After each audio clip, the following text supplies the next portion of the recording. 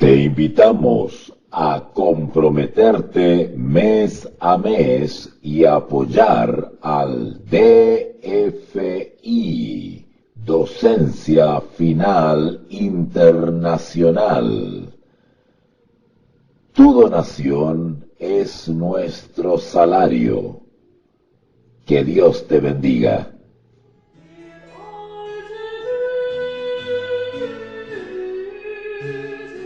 Jehová tu Dios uno es. Hemos hablado de un Dios único. Hemos hablado de un Dios plural. Hay una pluralidad en la unidad y hay una unicidad en su pluralidad. Y de eso consiste el misterio y se ha transformado en piedra de tropiezo para aquellos cuyo entendimiento no está iluminado por el Espíritu Santo.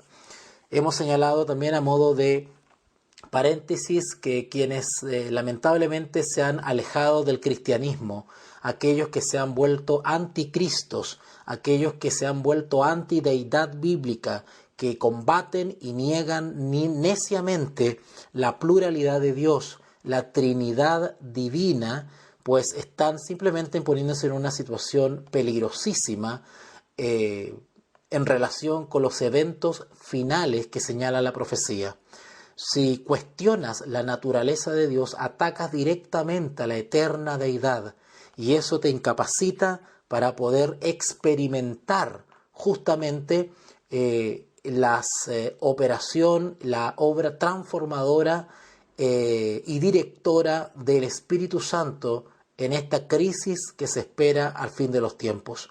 Necesitamos para esta crisis final la bendición y el derramamiento del Espíritu Santo, pero será muy difícil participar de esa bendición si estás constantemente cuestionando la operación y el ministerio y personalidad del Espíritu Santo.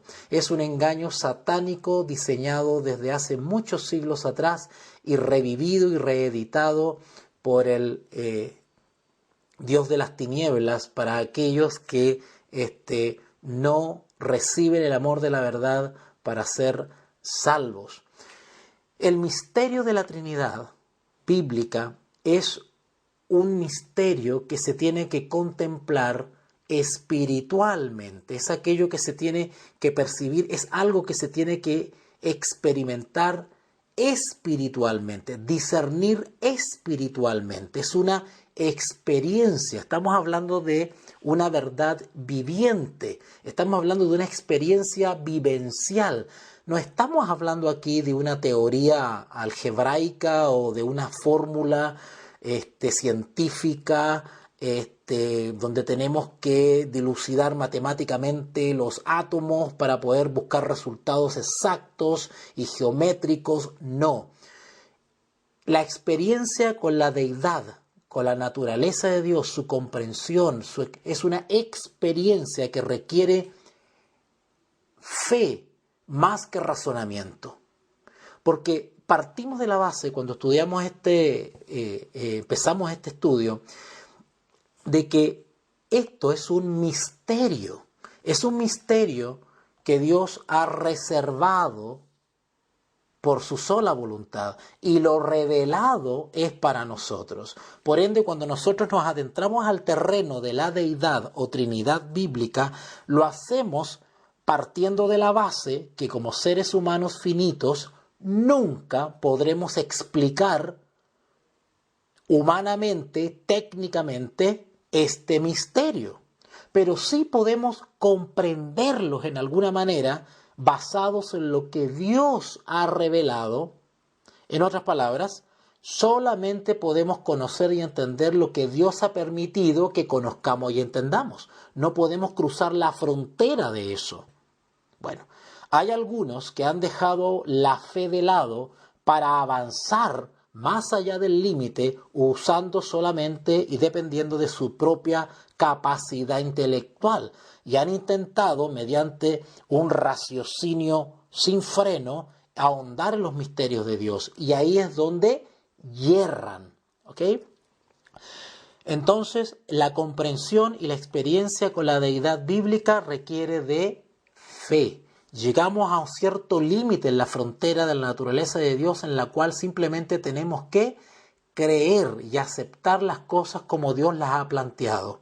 No podemos fundir nuestras neuronas toda una vida tratando de dilucidar este misterio sobrenatural e infinito de cómo podemos nosotros confiar y creer en un Dios único, en un único Dios, y sin embargo que también se revela en una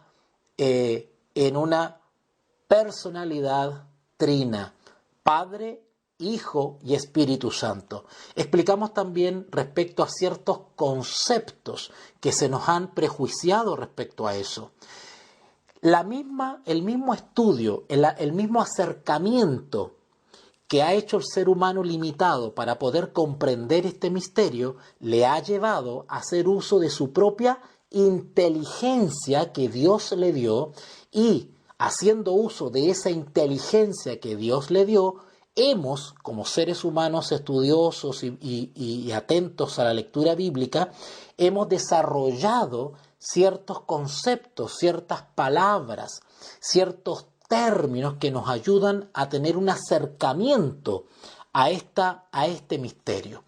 Y esa conceptualización y la adopción de cierto vocabulario, lenguaje, no atenta contra la verdad bíblica. Al contrario, la adopción de cierto vocabulario contribuye a la sana comprensión, a la recta comprensión y explicación limitada de este misterio.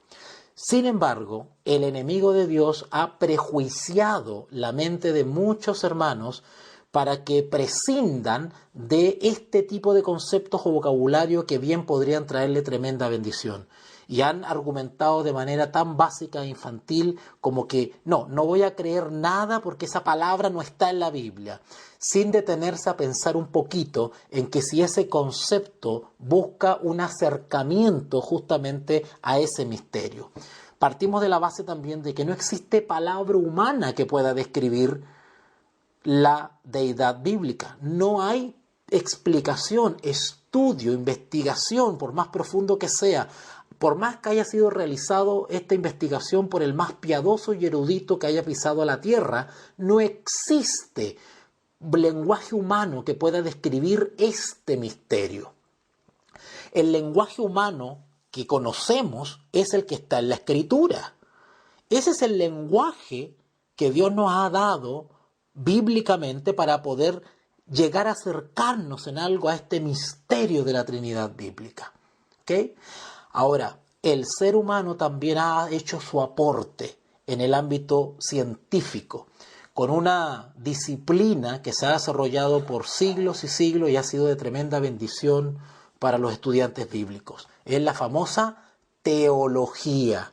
Teología es una palabra que deriva del griego teos, Dios, logía, estudio de las cosas de Dios, o estudio en relación a las cosas de Dios. Eso es todo. Sin embargo, hoy en día se ha prejuiciado a los estudiantes bíblicos y a los hermanos que quieren ahondar en estos temas y usar de herramientas lingüísticas para poder explicar este misterio contra las palabras de origen clásico. Rechazar los idiomas clásicos es un acto de tremenda ignorancia.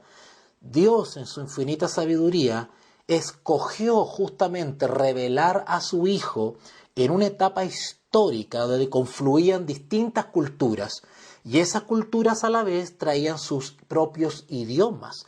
El Evangelio fue difundido en griego.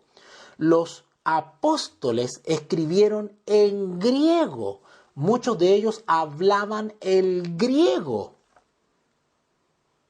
Y después hubo una gran influencia del latín. Entonces, los enemigos de la cristiandad pretenden borrar de la historia y de la cultura todo lo que tenga visos de griego, inculcándole el prejuicio de que todo lo que viene de Grecia es pagano. Eso no es así. Hay un sinnúmero de vocabularios que derivan del griego y fueron usados efectivamente por los mismos apóstoles. El idioma no tiene la culpa, pero se le está estigmatizando. Por lo tanto, cuando usamos ciertas palabras o cierta terminología que los hombres de Dios han adoptado para explicar, para enseñar, para orientar a la iglesia sobre la deidad bíblica o trinidad bíblica, pues no tenemos que prejuiciarnos frente a eso, sino que entenderlo en su debido contexto y con su debida intención. Entonces la teología ha hecho su aporte como disciplina espiritual, como disciplina intelectual, ha hecho su aporte para poder hacer mucho más explicativa y pedagógica el entendimiento de la doctrina bíblica de la deidad o trinidad. También explicamos, estoy haciendo un resumen, estoy haciendo un repasito como de todo lo que hemos visto. También hemos analizado someramente lo que tiene que ver con el término Trinidad. También se ha levantado un tremendo prejuicio por parte de los herejes, hermanos confundidos o excristianos que se han alejado del cristianismo por el solo hecho de prejuiciarse contra la palabra Trinidad. Entonces el argumento básico y simple que ellos dicen es, bueno, como la palabra Trinidad no está en la Escritura, entonces no existe la pluralidad de Dios. Entonces no existe más de uno. Repito, miren el juego de palabras y el enredo en la confusión religiosa en que las que nos quieren a nosotros involucrar. Como la palabra Trinidad, dicen ellos, no está en la Escritura, no aparece la palabra Trinidad porque fue un término adoptado siglos después, justamente para explicar teológicamente la deidad bíblica. ¿Okay? Entonces dicen, bueno, como la palabra Trinidad no está en la Escritura, entonces tampoco, noten, como el término no está, entonces tampoco existe más de uno que también es Dios. En otras palabras, rechazan y cuestionan la existencia de la pluralidad de Dios, es decir, que hay más de uno que también es Dios. Cuando bíblicamente hemos estudiado que Dios uno es. Sin embargo, también está descrito en la Escritura la operación y el ministerio de las tres personas que conforman la deidad. También estudiamos que no estamos hablando de tres dioses, estamos hablando de tres personas y sin embargo es un solo Dios, porque los cristianos no somos politeístas, sino que no somos politeístas, creemos en un solo Dios, somos monoteístas. Pero ahí radica el misterio y la diferencia entre el cristianismo y el paganismo. El paganismo sí cree en muchos dioses, en más de uno. Ellos también tienen una pluralidad de dioses, pero son dioses falsos que no se acercan ni a los talones a nuestro Dios verdadero. Ellos también han falsificado la Trinidad bíblica o la deidad bíblica. También han generado triteísmo, que se llama. Triteísmo. Es decir, la creencia en tres dioses importantes dentro de la gran pléyade de dioses que tienen los pueblos paganos, ¿vale? Y el diablo, como todo lo falsifica, pues también falsificó las tres personas de la deidad bíblica. También hizo un sucedáneo, por decirlo así. Pero la naturaleza de los dioses paganos no tiene nada que ver, por más que ellos también se inventen una trinidad, y repito, la palabra trinidad simplemente viene de trinitas, que es tres. La palabra trinidad quiere decir tres. Entonces los cristianos, cuando usamos la palabra trinidad, simplemente estamos diciendo, yo creo en tres personas que conforman la deidad. Eso es todo. Al usar la palabra Trinidad, simplemente estamos diciendo, yo creo en tres personas claramente descritas en la palabra de Dios. ¿Ok? Ahora, si tú eres un poquito quisquilloso y no quieres usar una palabra que no está en la Escritura, pues eres libre de hacerlo. Sin embargo, eso no quita que tú creas lo mismo que yo. Tú también crees, tú que no usas la palabra Trinidad, ¿verdad? También crees que la Biblia describe a 3 personas. Yo uso la palabra Trinidad porque no es pecado, no es delito, no es paganismo.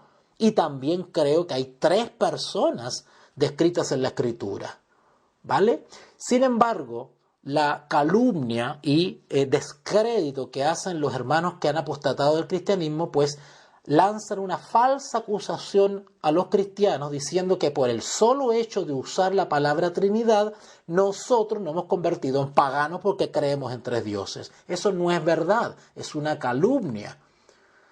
Es una calumnia porque quienes usamos la palabra Trinidad, lo usamos porque creemos, describimos o damos testimonio de que creemos en 3 personas que conforman la deidad, pero yo no soy pagano ni politeísta, yo creo en un solo Dios, ¿vale?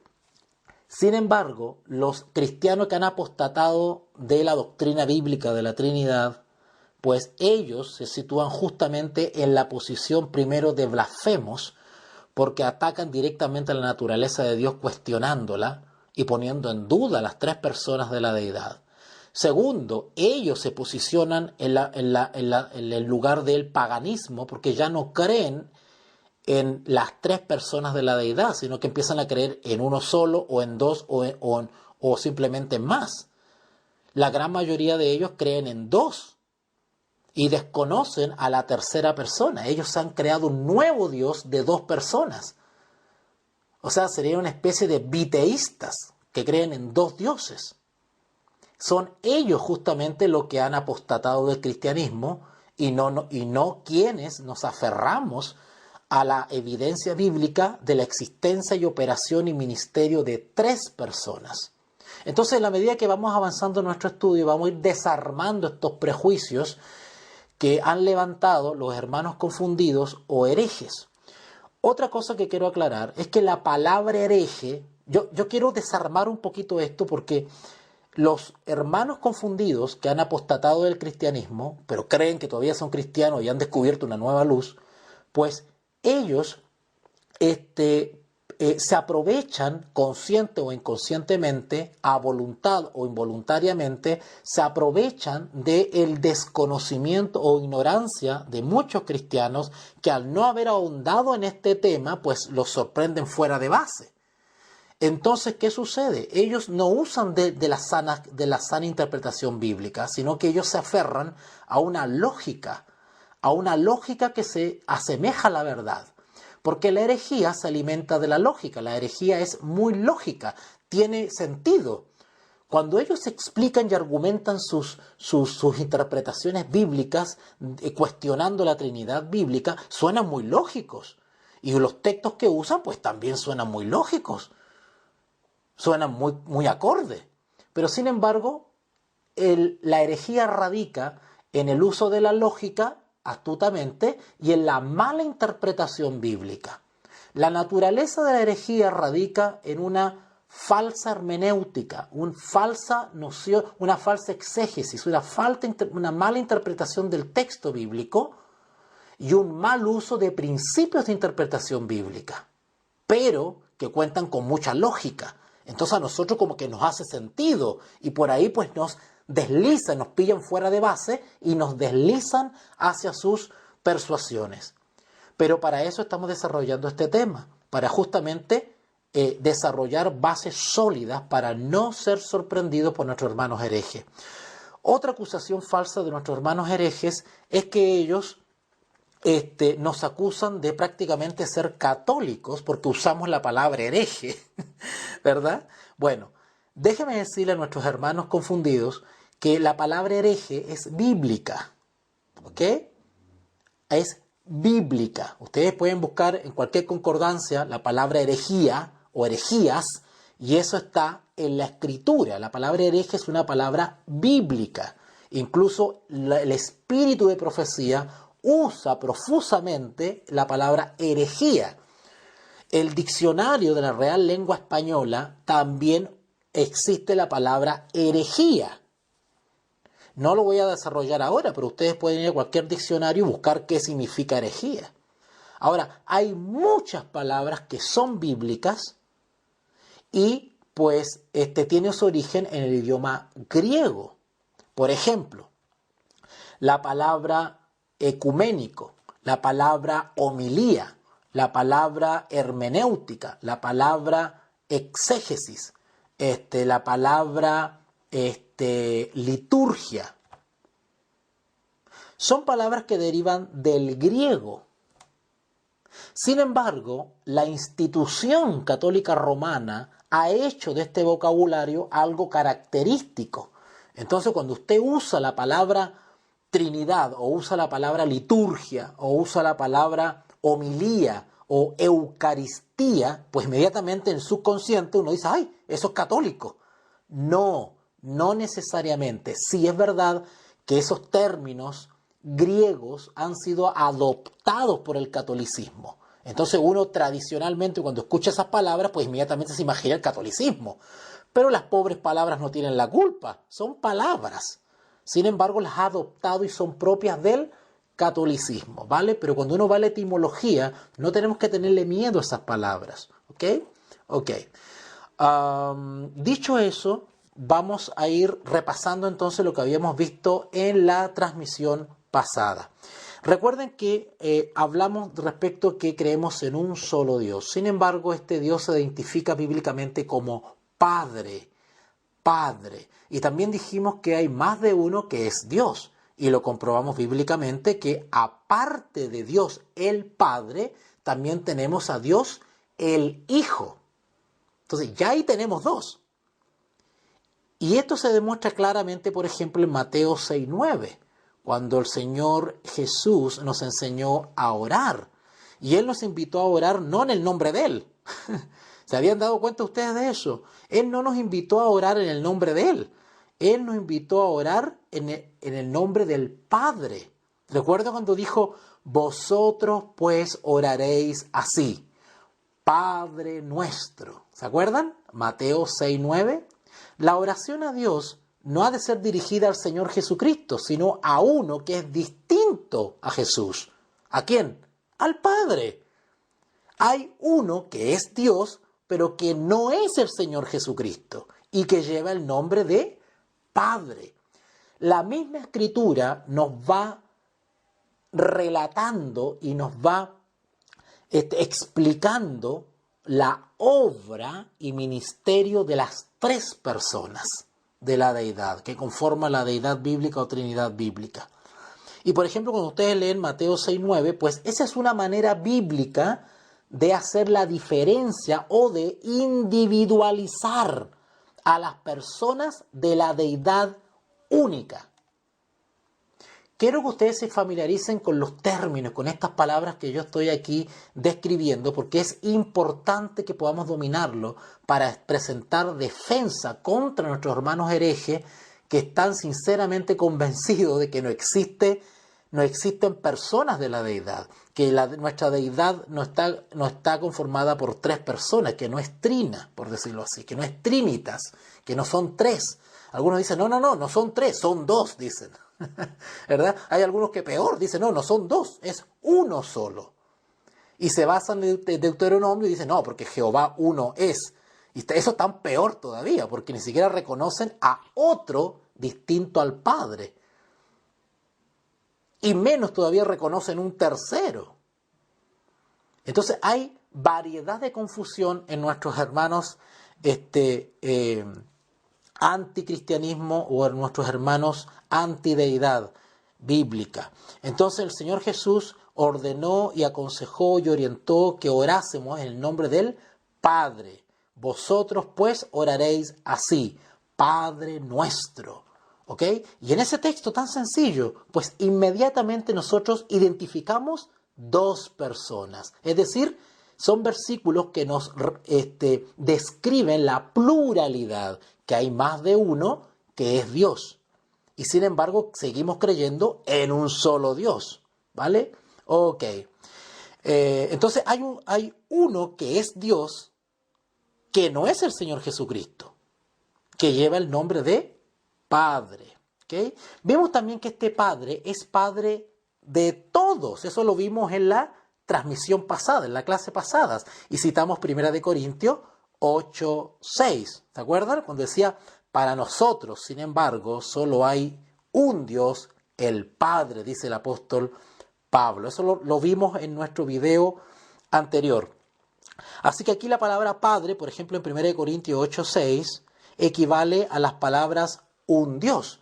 Lo que pasa es que la Escritura usa la palabra Padre y hay que entenderla según el contexto. A veces nombra al Padre y también nombra a otro que también es Dios. ¿Ok?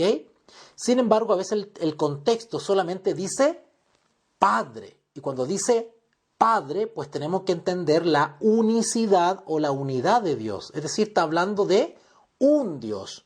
O está hablando en términos globales de nuestro Dios.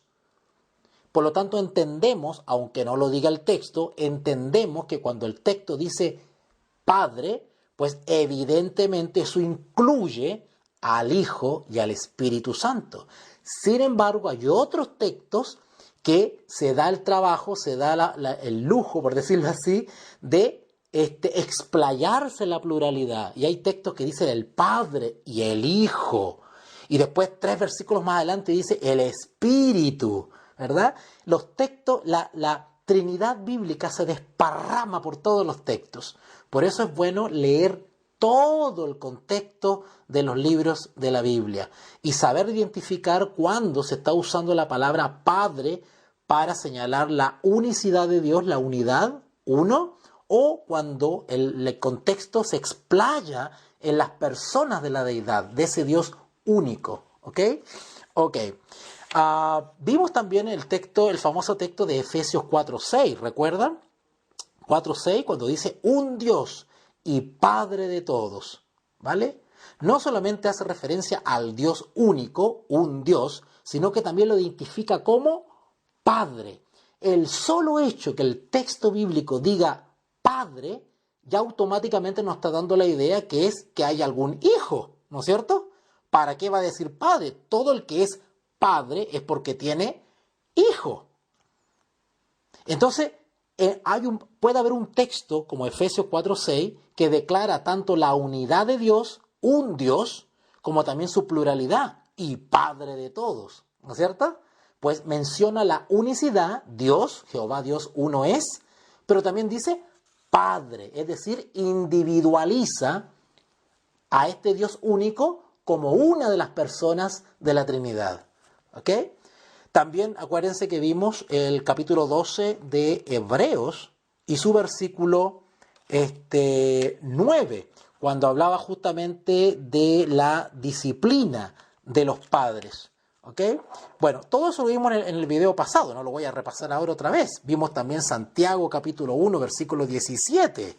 Cuando dice Santiago ahí, toda buena dávida y todo don perfecto desciende de lo alto, del Padre de las luces, ¿verdad? Del Padre.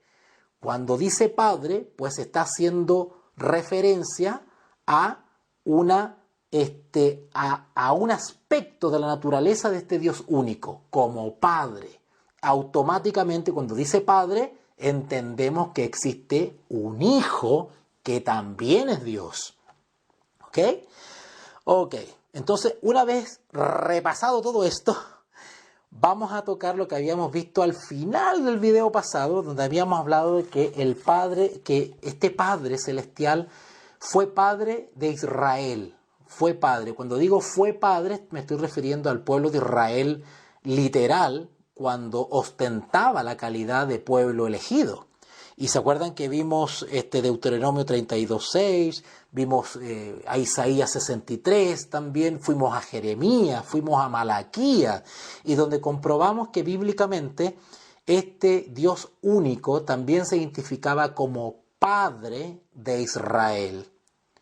Y ahora vamos a ver algo mucho más lindo, mucho más hermoso y que nos vamos a sentir súper identificados quienes vamos a escuchar este estudio de ahora.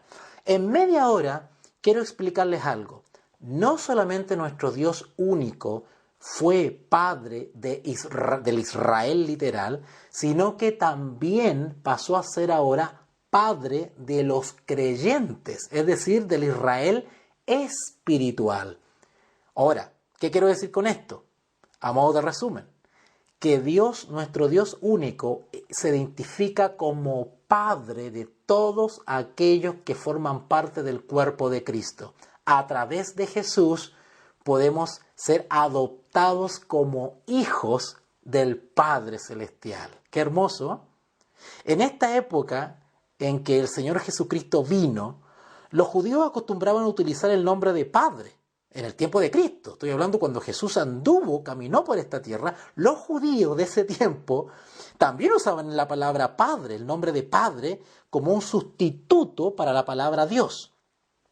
Enseñaban que ellos, y solamente ellos, tenían una relación con Dios como de hijos con su Padre. ¿Recuerdan esa terca exclusividad que ellos ostentaban? ¿Se acuerdan? Que ellos decían que eran hijos, ¿verdad? Hijos de Abraham, hijos del Dios verdadero, hijos del Dios de Israel, y se sentían orgullosos. Enseñaban solamente que ellos tenían esa relación con Dios como de hijos con su Padre. Esta fue una idea que Cristo y sus apóstoles tuvieron que corregir. Todos los hombres no son ciertamente hijos de Dios, pero tampoco lo son los judíos. Este es un privilegio que pertenece exclusivamente a aquellos que se arrepienten y creen en el Evangelio. ¿Notaron? No todos los que se dicen judíos, no todos los que se dicen creyentes o cristianos lo son hijos de Dios. Son hijos de Dios los que aceptan a Jesús como Señor y Salvador. No todos son sus hijos. Por lo tanto, nuestro Dios único no es Padre de todos, sino Padre de los creyentes. Solamente los creyentes gozan de intimidad con Dios y el consuelo de su tierno cuidado. Tales personas, y no los judíos, son el verdadero Israel que Dios reconoce. Solamente a ellos les corresponde, por tanto, dirigirse a Dios como Padre. Nosotros, como cristianos que hemos aceptado a Jesús como Señor y Salvador, tenemos por derecho, ¿verdad?, por redención y por adopción, el derecho a dirigirnos al Dios único como Padre. Fue solamente a sus discípulos a quienes Jesús habló de vuestro Padre que está en los cielos. ¿Recuerdan allá en Mateo 5:45? ¿Verdad? Vuestro Padre que está en los cielos. El mismo Señor Jesús nos enseñó que al ser adoptados como hijos tenemos todo el derecho de acercarnos al Dios único como Padre. Fue solamente a ellos a los que habló de tu Padre, vuestro Padre Celestial. Si ustedes van al libro de Mateo, vamos para allá, al libro de Mateo capítulo 6, Mateo capítulo 6, versículo, vamos a buscar acá en la Biblia, yo tengo en la Biblia acá. En Mateo capítulo 6, versículo 6, dice así: Mas tú, cuando ores, entra en tu aposento y cerrada la puerta, ora a tu Padre que está en lo secreto, y tu Padre que ve en lo secreto te recompensará en público. Y si avanzamos, el versículo 8 dice: No os hagáis pues semejantes a ellos, porque vuestro Padre sabe de qué cosas tenéis necesidad antes que vosotros le pidáis. Y si avanzamos otro poquitito en el 14, dice: Porque si perdonáis a los hombres sus ofensas, os perdonará también a vosotros vuestro Padre Celestial. Estoy en Mateo capítulo 6 y leí versículos 6, 8 y 14. Si ustedes van a Romanos capítulo 8,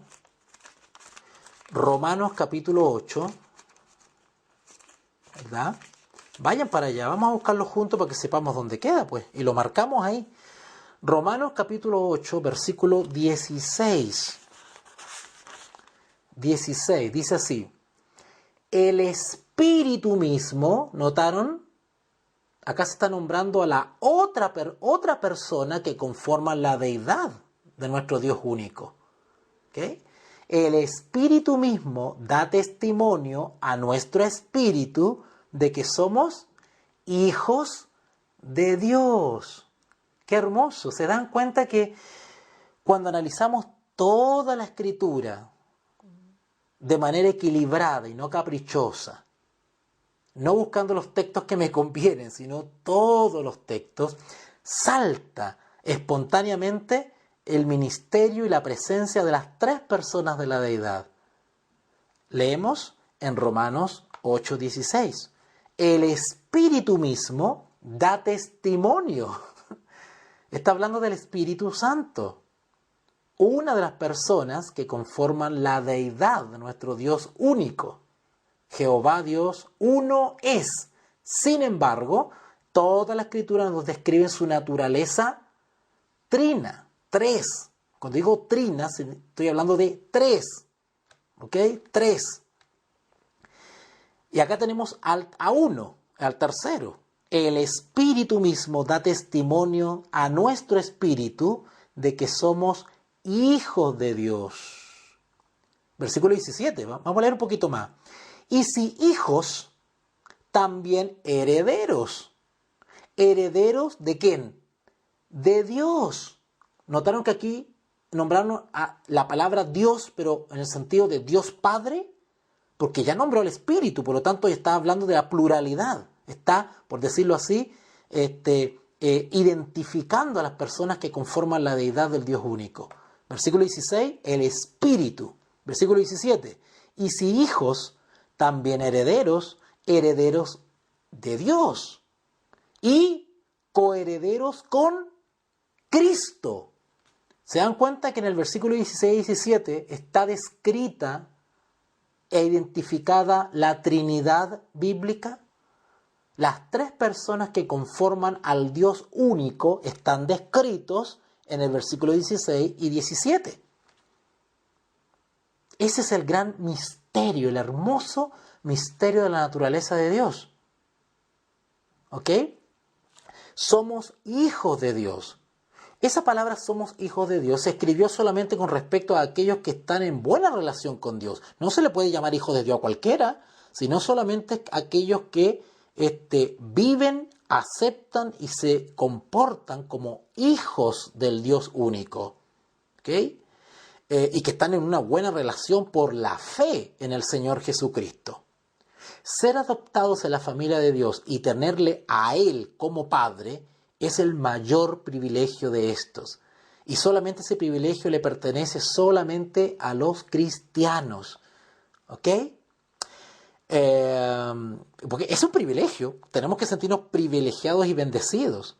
¿Ah? Ningún otro puede compartir esa condición de hijos, a no ser que acepte como Salvador a nuestro Señor Jesús. Los cristianos y solamente nosotros podemos regocijarnos jubilosamente diciendo: mirad cuál amor nos ha dado el Padre para que seamos llamados hijos de Dios. ¡Qué hermoso! No solamente Él fue Padre de Israel, sino que ahora pasó a ser también Padre de todos los creyentes, o del Israel espiritual, por decirlo de alguna manera. Y lo más hermoso de todo, no solamente es Padre de los creyentes, sino que también nuestro Dios único es Padre del Señor Jesucristo. Y acá ya empezamos a meternos en el misterio de la deidad. Porque una cosa es Padre de los creyentes, pero ahora Padre del Señor Jesucristo. Y sin embargo siguen siendo el mismo Dios, un Dios. Vuelvo a repetir, cuando hablamos de Dios, según el contexto, y no están descritas las otras personas de la deidad, pues nos referimos a Dios en su totalidad, en su unidad. Y que eso incluye, aunque no lo diga el texto, a las tres personas que conforman su deidad. Pero hay textos donde sí están individualizadas las tres personas, como lo acabamos de leer recién. ¿Ok? El Señor Jesucristo es Dios, como veremos más adelante, ¿ya? Pero si bien los cristianos tienen a Dios como Padre, ese Padre no es el Señor Jesucristo. Dios el Padre es alguien distinto a Jesús. El Padre de los creyentes es también Padre de Cristo, aunque en un sentido diferente. Los creyentes cristianos son sus hijos adoptivos, mientras que Cristo es su Hijo eterno. ¿Por qué dijo Jesús a María, subo a mi Padre y a vuestro Padre? ¿Se acuerdan de eso allá en Juan 20? A ver, vamos para allá. En Juan 20, capítulo 20, Juan capítulo 20, versículo 17, Juan 20, versículo 17, dice así. Juan capítulo 20, Evangelio según San Juan, capítulo 20, versículo 17. Jesús le dijo, no me toques, porque aún no he subido a mi Padre, mas ve a mis hermanos y diles, subo a mi Padre y a vuestro Padre, a mi Dios y a vuestro Dios. ¿Se dan cuenta? Que este Dios Padre es Padre de los creyentes por adopción, porque solamente para ser hijo de Dios hay que aceptar a Jesús como Señor y Salvador, ¿verdad? Salir de ese estado de rebelión y asumir nuestra nueva profesión de fe como discípulos de Jesús y creyentes en el Dios verdadero. Solamente así tenemos el derecho de llamarnos hijos, y no solamente llamarnos, sino que el Padre nos considera a nosotros sus hijos. Pero sin embargo, Jesús también es hijo. Hermoso. Pero la diferencia es que es un hijo eterno, que es desde la eternidad, desde las edades sin fin, desde más allá de la creación. Es su hijo eterno. ¿Ok? ¿Por qué Jesús nos dijo en el texto, subo a nuestro Padre? ¿Notaron que Jesús hizo la diferencia ahí? ¿Notaron que Jesús hizo la diferencia? Y diles, subo a mi Padre y a vuestro Padre. ¡Ja! Claro, porque para mí es Padre, pero en un sentido distinto al de ustedes. Y a vuestro Padre, a mi Dios y a vuestro Dios. ¿Vale? Todo eso se lo pudo haber ahorrado y haber dicho, subo a nuestro Padre. Y se acabó, y el versículo queda más chiquitico. Pero sin embargo, pues hace esas menciones justamente para enseñarnos justamente su naturaleza, ¿ok? Su naturaleza y su relación con el Padre. Sus palabras nos muestran que Dios es el Padre de ambos, pero las palabras están expresadas de tal manera que subrayen que Dios es Padre para Cristo de una forma que no lo es para nosotros. Es en el Evangelio de Juan donde vemos con la máxima claridad que si bien el Padre es Dios y el Señor Jesucristo es Dios, no obstante hay distinción entre ambos. Dentro del ser de Dios, uno es el Padre del otro y uno es el Hijo del otro. Casi al principio del Evangelio leemos, por ejemplo, allá si vamos a San Juan, capítulo 1, San Juan capítulo 1, San Juan capítulo 1, versículo 14, dice así. Y aquel verbo fue hecho carne y habitó entre nosotros y vimos su gloria, gloria como el unigénito del Padre, lleno de gracia y de verdad. Su único hijo. Su único hijo. ¿Se dan cuenta? Ahora, este verbo hecho carne, está hablando de nuestro Señor Jesús, este verbo hecho carne dice que habitó entre nosotros. ¿Ok? Y si bien este verbo habitó entre nosotros, el mismo texto dice, vimos su gloria, gloria como del unigénito del Padre, lleno de gracia y de verdad. Fíjese en el versículo 1, San Juan 1:1. En el principio era el verbo, haciendo referencia a la creación. Y el verbo era con Dios y el verbo era Dios. ¡Qué hermoso! Esto es antes de su encarnación. Pero el versículo 14 nos habla de su encarnación. Sin embargo, es Dios, el unigénito Hijo de Dios. Y aquel Verbo fue hecho carne y habitó entre nosotros, y vimos su gloria, gloria como del unigénito del Padre, lleno de gracia y de verdad. Esto nos dice que el Verbo, que es el Señor Jesucristo, se distingue claramente del Dios Padre. Uno se hizo carne y el otro no. Y sin embargo, la gloria de Cristo es la gloria del Padre, por lo que es evidente que deben ser Dios en el mismo sentido. Cristo es la expresión perfecta del Padre, que es lo que Juan quería decir cuando lo describió como el Verbo. Casi inmediatamente después leemos ahí en Juan 1:18, Juan 1:18 dice: a Dios nadie le vio jamás, refiriéndose a Dios el Padre. Punto y coma. El unigénito Hijo que está en el seno del Padre, Él le ha dado a conocer. Notaron que aquí se habla del unigénito Hijo y inmediatamente se habla de su procedencia, que está en el seno del Padre, es decir, era desde el principio. Y después se coma, y ahora se hace referencia a su encarnación. Él, o sea, Jesús, o sea, el Verbo o el unigénito, le ha dado a conocer. ¿Ok? Le ha dado a conocer. Claro, ¿cuándo? Cuando habitó entre nosotros. Eso es. ¿Ok?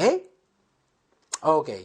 Pero sabemos que el capítulo anterior, por el capítulo anterior, que hay algunas personas, ¿te acuerdan el video anterior, la clase anterior, el capítulo anterior que vimos? ¿Se acuerdan que hablamos de que si bien creemos en un Dios, hay más de uno que también es Dios? Y sigue siendo nuestro único Dios. ¿Recuerdan eso? Ok. Siempre que las personas han visto a Dios, es al Señor Jesucristo, al Hijo a quien han visto. Porque a Dios Padre nadie le ha visto jamás. ¿Verdad? Pero cuando nuestro gran Dios se muestra, lo hace en la persona de Jesucristo. Siempre que las personas han visto a Dios, es al Señor Jesucristo. Al Hijo es a quien han visto. ¿Ok? ¿Recuerdan ustedes todas esas apariciones y esos textos maravillosos allá del Antiguo Testamento donde se habla del ángel del Señor? ¿Verdad? Al Hijo se le distingue del Padre. Por esta razón se lo describe como en el seno del Padre. ¿Ok? Sin embargo, verle a Él es ver a Dios. O sea, ver a Jesús es ver a Dios. Porque Jesús expresa y declara a Dios perfectamente. Ambos son Dios, pero el uno no es el otro. ¿Se entendió eso? Ambos son Dios, pero uno, el Padre, no es Jesús. Ese es el misterio de la deidad. Pero uno no es el otro. Y sin embargo, es uno. ¡Wow! No obstante, no hay sino un Dios viviente y verdadero. No debemos pensar que hayamos sido privados de algo por no haber visto al Padre. Jesús anuncia ante el mundo: yo y el Padre, uno somos. Allá en San Juan 10:30, ¿recuerdan? No estoy yendo a buscar físicamente la escritura de estos textos porque los conocemos muy bien, ¿verdad? Yo y el Padre, uno somos. O cuando dice ahí en San Juan 12:45, el que me ha visto a mí, ha visto al Padre. ¿Cómo pues dices tú, muéstranos al Padre? Parece que Tomás tenía una curiosidad más allá de lo permitido, ¿verdad? Y Jesús tan sencillo le dice, pero ¿por qué te haces una tormenta de un vaso de agua? ¿Por qué para creer en Dios tienes que me pides, me exiges o intentas que yo muestre o te muestre al Padre que nadie ha visto nunca.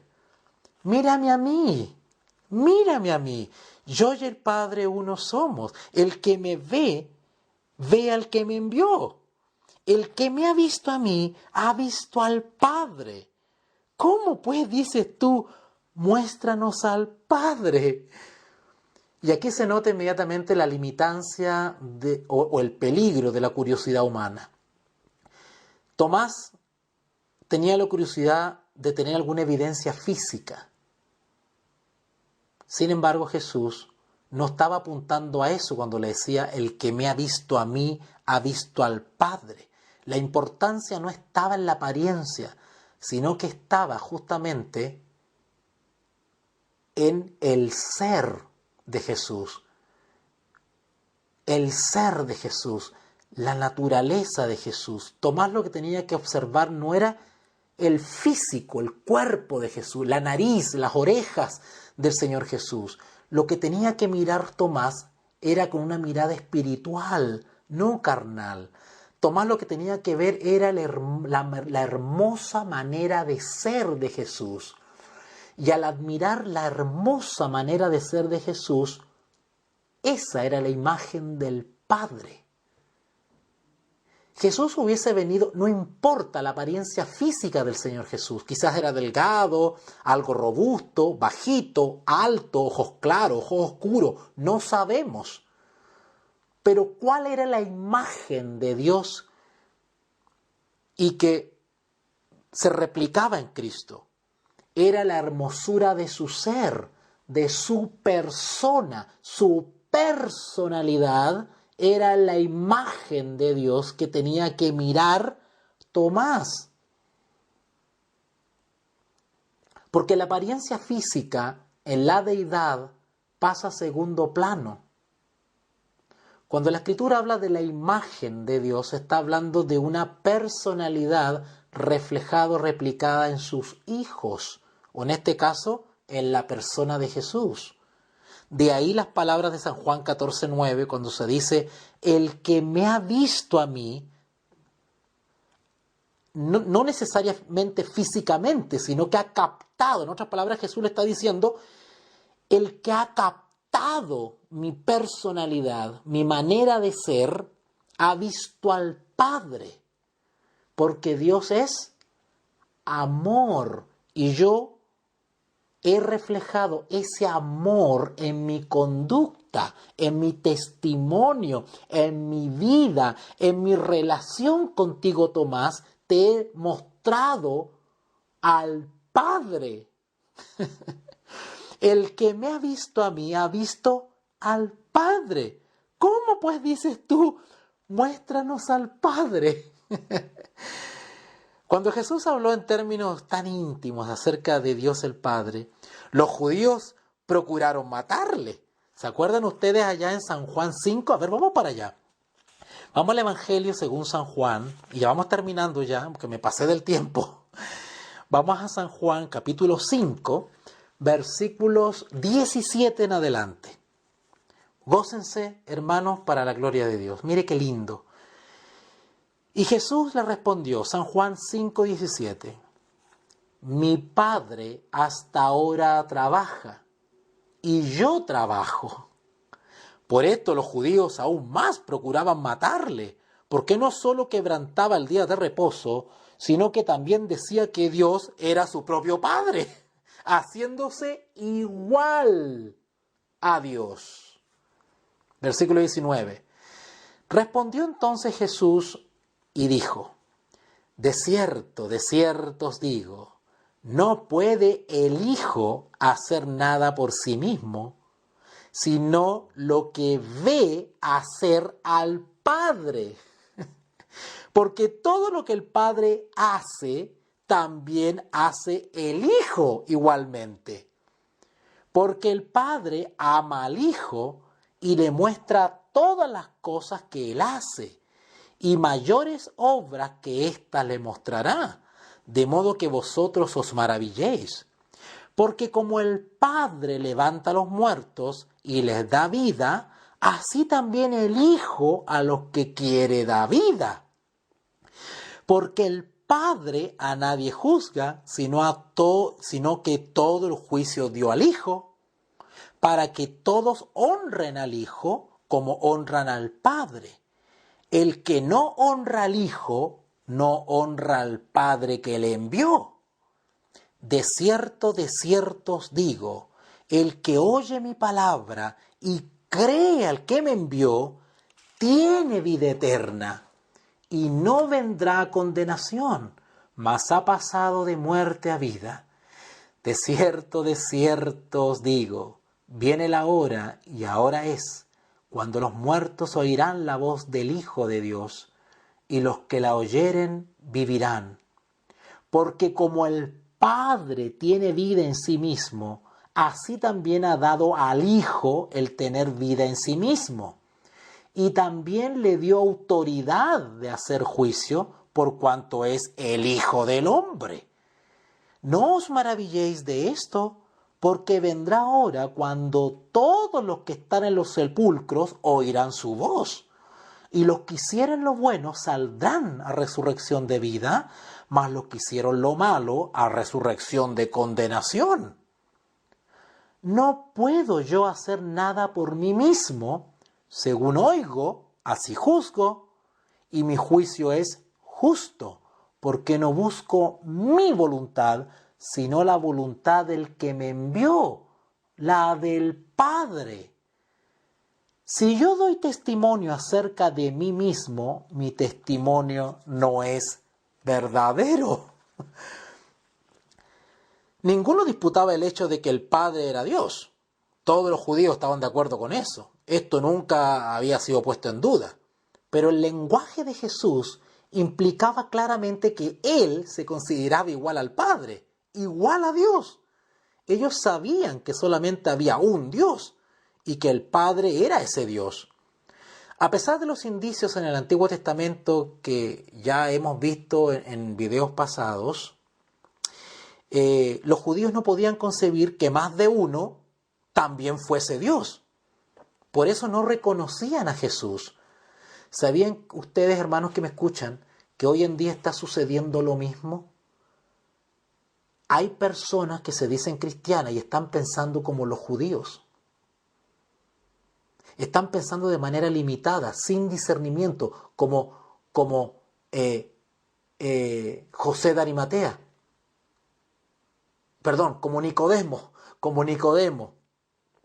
¿Se acuerdan que Nicodemo no entendía el ministerio y la operación del Espíritu Santo? Era inconcebible, racionalmente era difícil que él entendiese cómo un tal Espíritu Santo iba a provocar o podría transformar la vida de las personas. Si apenas reconocía a Cristo solamente como un buen maestro, ¿verdad? Venido de Dios, así le decía Nicodemo a Jesús, menos iba a reconocer a un tercero que conformaba la deidad. La eterna deidad se estaba revelando en su plenitud en los días de Cristo. Pero para eso no había que invertir en lógica y razonamiento. No había que hacer realmente un esfuerzo intelectual. Eso lo intentó hacer Nicodemo. Recuerden cuando empezó a racionalizar y dijo, a ver, 2 más 2, sí, me da 4 o me da 5. A ver, ¿cómo puede un hombre siendo viejo otra vez entrar en el vientre de la madre y volver a nacer? Nicodemo estaba racionalizando todo, pero Jesús le estaba enseñando que para entender el misterio de la deidad no había que entrar a un raciocinio extremo, sino que había que creer por la fe. Os es necesario nacer de nuevo. El Espíritu va y viene de donde viene, y no sabéis. Así es todo aquel que es nacido del Espíritu. De igual manera, todos aquellos que queremos experimentar y comprender hasta donde Dios ha revelado el misterio de la Trinidad, tenemos que hacerlo experimentando la obra transformadora y el discernimiento que el Espíritu Santo obra en nuestro intelecto. El Espíritu Santo ilumina, allana la capacidad racional del ser humano. Pero no podemos divorciarnos de la dirección y la asesoría del Espíritu para irnos independientemente con nuestro solo raciocinio para poder entender la eterna deidad. Muchos están errando en eso. Algunos solamente creen en un Dios verdadero y desconocen el ministerio bíblico del Hijo y del Espíritu Santo. Otros solamente reconocen al Hijo e ignoran el ministerio y operación de la persona del Espíritu Santo. Están cayendo en el síndrome de Nicodemo. La mera idea de una pluralidad en la divinidad era algo que les resultaba inaceptable a los judíos.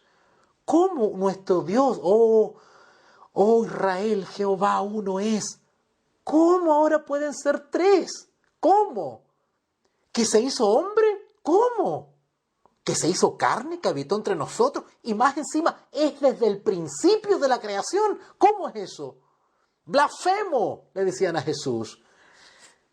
Y después que Jesús no estaba y había ascendido, se cumplió la promesa de Jesús cuando dijo: no os dejaré huérfanos, enviaré a otro que estará con vosotros hasta el fin del mundo. Menos lo creían todavía los judíos.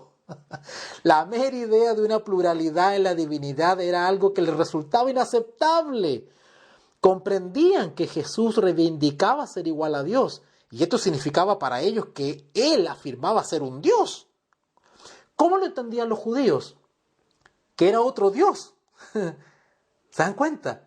Entonces era como paganismo, era como politeísmo. Así lo estaban entendiendo. Eran tan torpes de entendimiento que ellos, en vez de seguir firme en la unidad de Dios, Dios uno es, pero también reconocer a las personas de la deidad, pues ellos se encerraban en la idea de que era un Dios. Y como apareció otro llamado Jesús que afirmaba también ser Dios, ellos ¿cómo interpretaban eso? Eso es paganismo, es blasfemia. Ese es un simple hombre y se está haciendo Dios. Para ellos esto era una blasfemia, lo cual explica por qué querían matarle. Se aferraban tan ferozmente a la deidad del Padre que no podían concebir la deidad del otro. Si ustedes van, y con esto sí termino, ahora sí, mire que me entusiasma, me apasiona esto. Vamos a San Juan capítulo 8, avancemos un poquito. Con esto terminamos, ¿vale? San Juan capítulo 8, versículo 53. Qué hermoso, está todo aquí en la Escritura, hermano. San Juan capítulo 8, versículo 53. En adelante. Leamos.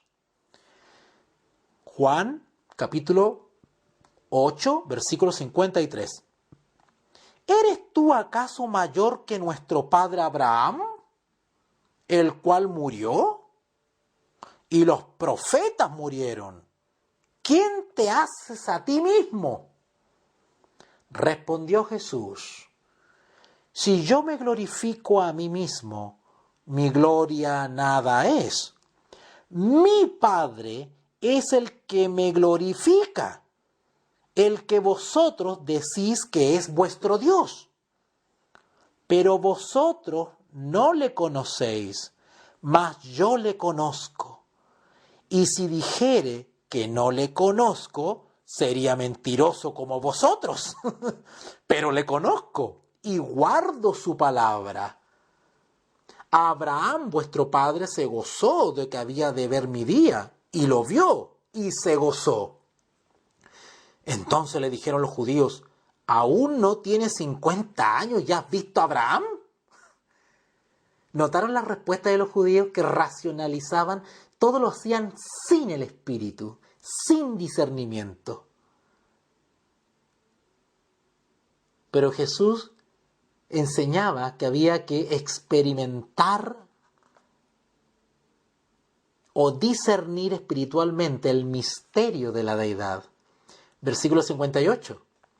Jesús les dijo: de cierto os digo, antes que Abraham fuese, yo soy. ¡Wow! Y confirma las palabras de San Juan 1:1. En el verbo era el principio era con Dios. ¡Qué hermoso! Versículo 59, tomaron entonces piedras para arrojárselas, pero Jesús se escondió y salió del templo, atravesando por en medio de ellos.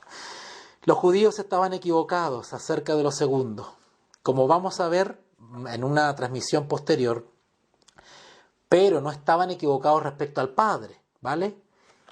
Los judíos estaban bien en cierto aspecto de la deidad, porque ellos creían de todo corazón que, oh Israel, Jehová uno es. Pero ¿dónde estaban errando? En discernir a otro que también es Dios. Y peor aún, tropezaron con el otro, con el tercero, que era el ministerio del Espíritu Santo. Y por eso terminaron siendo abandonados por Dios. Ellos escogieron apostatar. Y la historia ya es sabida de lo que sucedió y cómo dejaron de ser el pueblo exclusivo de Dios, crucificando al Mesías por su ceguedad, por no discernir, por no aceptar a Jesús como el Mesías. Y por lo tanto, se privaron y quedaron excluidos de la experiencia espiritual que les hubiese llevado a seguir siendo el pueblo escogido de Dios.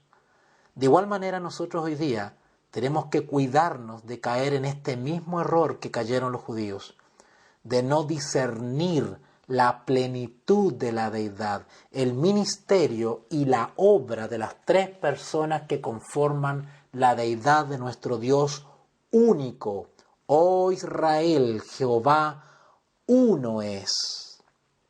Sin embargo, este Dios único y verdadero se ha manifestado en su providencia en la historia de la raza humana en sus tres personas, como Padre, como Hijo y como Espíritu Santo. Los tres grandes poderes del cielo preocupados y activamente movilizándose para nuestra redención. Qué hermoso, ¿verdad? Hermanos míos, hemos hecho un repaso bastante extenso, pero por lo menos hemos dejado clara la idea de que nuestro gran Dios es Padre. No solamente Padre del pueblo de Israel como lo fue, sino también Padre de los creyentes y también Padre de nuestro Señor Jesucristo. Claramente enseñado en la palabra de Dios. Nuestra próxima transmisión la haremos y comenzaremos derechamente a hablar de la segunda persona de la eterna deidad, nuestro Señor Jesús. Vamos a hablar de nuestro Señor Jesús como el Hijo de Dios y también como Dios, ¿vale?